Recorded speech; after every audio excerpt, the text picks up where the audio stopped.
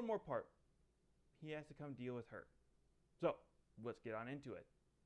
So, the story that we're talking about today is Classroom for Heroes. What happens in this anime is the hero goes off, defeats the Demon Lord as you saw in that first clip, and now that he's defeated the Demon Lord, but pretty much has lost all his powers, he now wants to be an ordinary person. Because as you can tell, the hero is quite young, so probably hasn't had much social life. And that's kind of the point of what's going on when he enrolls at Rosewood Academy. Is his main thing is to go meet people and gain friends, something he's never had before. So he may seem a little odd, but hey, his heart is in the right place. He's wanting to meet new people, have fun. First few people that he meets are a guy by the name of Cassian, Clay, a girl by the name of Jessica, and Claire. Nice people, it looks like. So they're allowing to be friends with the weird kid. So hey, we appreciate. As a weird kid myself, I appreciate you opening up your arms to them. And then, well, then comes the party pooper. We have Ernest. Ernest Flaming. She is the heir of the Flaming household, and she's a little bit of a stickler for rules, as you can tell. Everyone's a little bit on edge around her. She's the top student in the school, hence why they gave her the honorary title of Empress. And she questions what this strange character is here, which is where we then learn his name is Blade. So why the heck is Blade here? And she's like, this is no place for lollygaggers and all that. He's like, I'm not lollygagging. I want to make friends and meet people. By the way, can you bring me to the principal's office? Or headmaster's, I guess, is in this show. And still very annoyed that she has to even do this, she drags him all the way up there. And surprise, surprise, the headmaster is no longer who she thought it was. It is now the king. And she is gushing over the king like, oh, you're a great warrior. I can't believe I get to learn on you, blah, blah, blah, blah, blah. And the king's like, you can leave now. Bye. I need to talk to him in private. And she gets a little bit annoyed at Blade that she has to leave. Unjustly so, maybe, but still he gets the blunt of the blame, which Blade does not enjoy. And he says as much to the king. He's like, what? I didn't do anything. Yeah. You just got the homie in trouble, man. Come on. Anyways, the king explains to Blade that the reason why he took over is that he wants to ensure that Blade, the great hero, regains all his powers. Because apparently there's a report that stated that the great hero and the Demon King, their powers were annihilated. Not killed, annihilated. Their powers were annihilated. So if Blade's alive and his powers have been annihilated, does that mean the Demon Lord is alive as well? Maybe. We'll have to find out. Anyways, Blade heads on off to the training grounds, and he passes the lower level exams easily with flying colors, and they send him off to the advanced class, where we run into Ernest once again. Upon seeing Blade, she is not the happiest camper. Let's just say that. She is a little annoyed. She's like, what the heck are you doing here? Okay, I get that you're a transfer student, but how did you get in here? Like, I know you were new, but you shouldn't be here. And so she accuses him of bribery or theft or coming back doors. So just a whole litany of things. And he's like, no, I'm just here because I got here. Anyways, I'm going to meet people. So he brushes her off pretty much and just runs around meeting all the other advanced class students. And then he comes across this strange girl. I mean, Blade's strange, but she's strangely quiet. And he starts talking to her, and Ernest's like, don't worry. Don't even try with her. She's not going to say anything. And Sophie's like, hi, my name's Sophie. And she's like stunned because Ernest had never really, I guess, maybe interacted with her would be the right way to word it.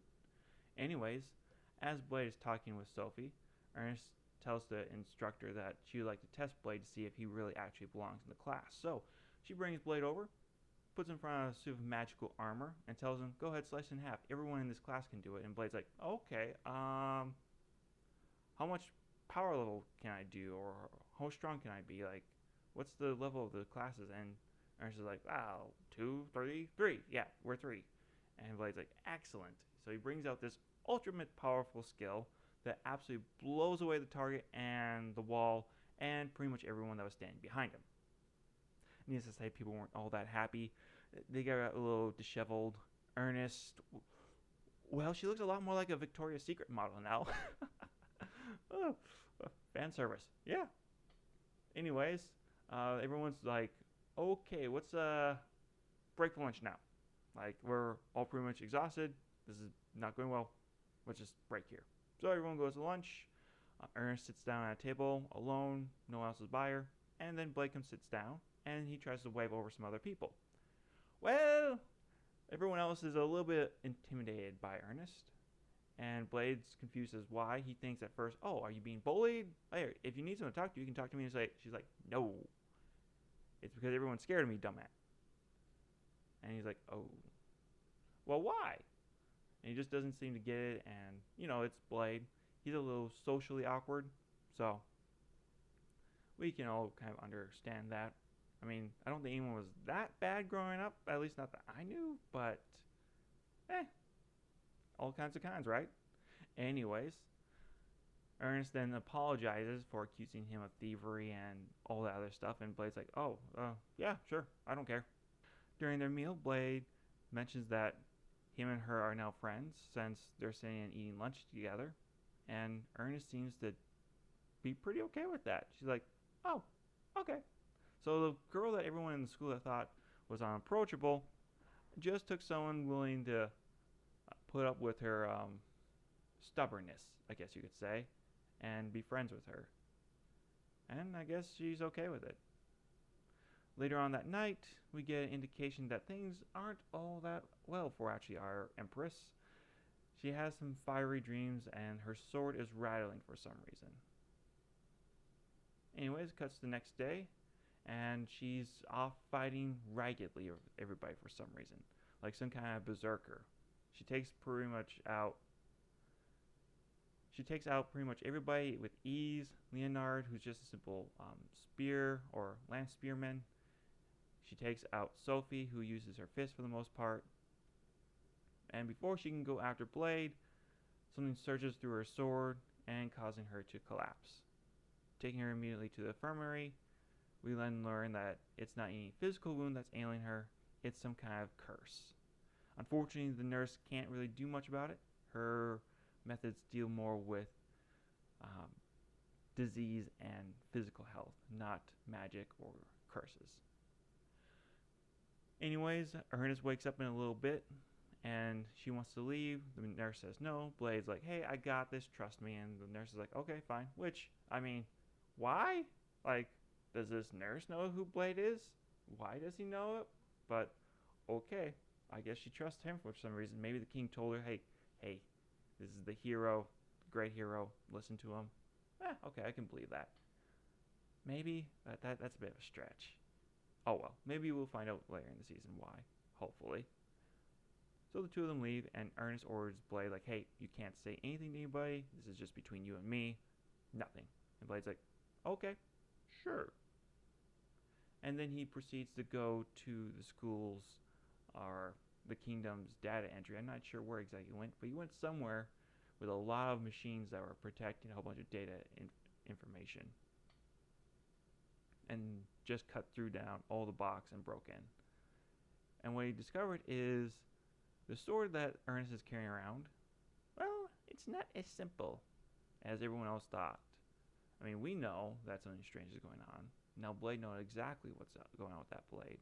Apparently, it's a demonic blade of Amados, a fire demon that's been concealed inside. And when Blade confronts Ernest about this, she says pretty much, when I was 6 years old, I touched this blade. It tried to consume me. Somehow I was able to hold off due to my stubbornness, and I've been battling with it ever since. Blade's like, well, why don't you try to embrace it? She's like, I'm afraid I'll go lose control. And Blade's like, hey, look at that wall over there. I just took it out with one swing. I'm pretty sure I can handle it. Do you not think I can? And she's like, no, I think you can. So let's do it. So they go off and do their little fight. And you see her fiery creature right here. And Ernest is able to defeat the monster, gain complete control of her body, or I shouldn't say gain complete control of her sword and control over herself once again. And the next day, she looks like a completely different person. Her hair that has been up for the entire episode is now hanging loosely down with a flower in it, and she actually has a pleasant smile to her face. Everyone in school notices the difference in her demeanor, and they're like, hey, that looks quite nice, and she seems quite happy about it. So obviously that Blade was definitely contributing to her negative personality. So let's go over what was the main plot of this episode. The main plot obviously was Blade gaining new friends, but that wasn't the primary one. Actually, the primary focus of the episode was Ernest. Ernest opening up and gaining a friend and trusting in Blade so she could finally defeat her own demon. Because Blade, not much all that changed with Blade. Blade was a great character to get us through the show. We get that he has a bit of a backstory as well. But this episode, it introduced us to Blade and to the world. But I'd say it's more of an episode for Ernest, for her overcoming one of her greater challenges. Now, on to the best scoring of all, the fan service. How do we rank the fan service out of 1 to 10? There was a lot in this episode, so in an episode I wasn't really expecting to see much fan service. There was a couple of scenes. I'll just throw them up real quick. Okay. I give it probably an 8. Overall, I give the episode 9. It introduced us to the great hero. It introduced us to Ernest and everybody else in the school. So I think it's a good step for a decent anime. What do I think the anime overall ranking probably will be? B to C. Lucky if it hits a B, probably it's going to be C minus. So that's where I'm thinking it's going to rank. But hey, thanks for tuning in, and I'll see you guys on the next video. Like, comment, subscribe, and let me know how I can improve on this video, guys, if you want to. Thank you very much, and take care now. Bye.